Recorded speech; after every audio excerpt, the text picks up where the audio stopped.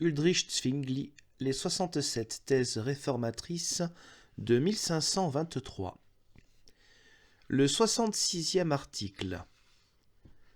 Tous les supérieurs ecclésiastiques doivent immédiatement s'humilier et dresser la seule croix de Christ, non les troncs, sinon ils vont y passer. La hache est fichée à l'arbre. Matthieu 3,10.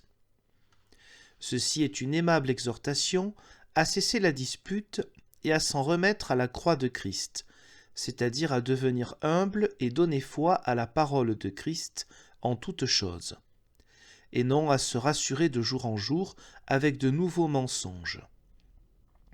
Car celui qui se rassure ainsi n'échappera pas dans la durée. Proverbe 19, 5. Ici, la violence ne sert à rien.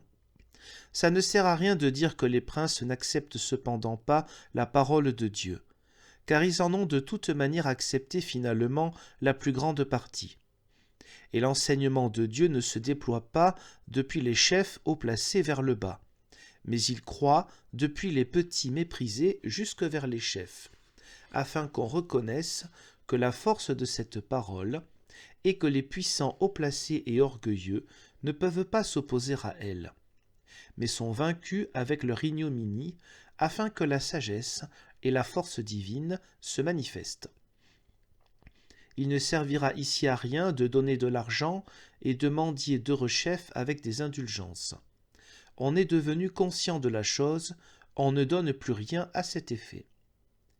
La hache est fichée à l'arbre selon la parole de Jean le Baptiste en Matthieu 3,10, c'est-à-dire là où vient la lumière, les ténèbres s'enfuient.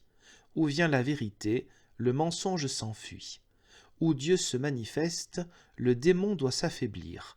Où la parole de Dieu, qui ne se pare pas d'une fausse brillance, se manifeste, l'hypocrisie doit s'affaiblir. C'est pourquoi la parole de Dieu menace maintenant tous les hypocrites. Car là où l'on apprend cela, le plus doux devient le plus enragé à supprimer l'hypocrisie. Et si l'on s'en défend un certain temps, à la longue on n'y échappera pas.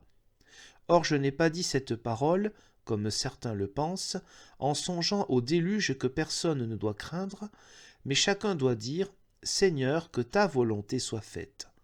Car je ne crains pas le déluge, ni ne crois qu'il arrivera, comme le prétendent les astrologues, car ils ont jusqu'ici pour un peu manqué leur but. S'ils annoncent du froid, on va étouffer de chaleur. S'ils annoncent du chaud, on doit s'asseoir près du feu. Espérons néanmoins qu'ils verront et apprendront que Dieu est le Seigneur. Note de bas de page. La plupart des astrologues prophétisaient de grosses pluies diluviennes pour l'an 1524 en raison d'une conjonction inhabituelle de planètes.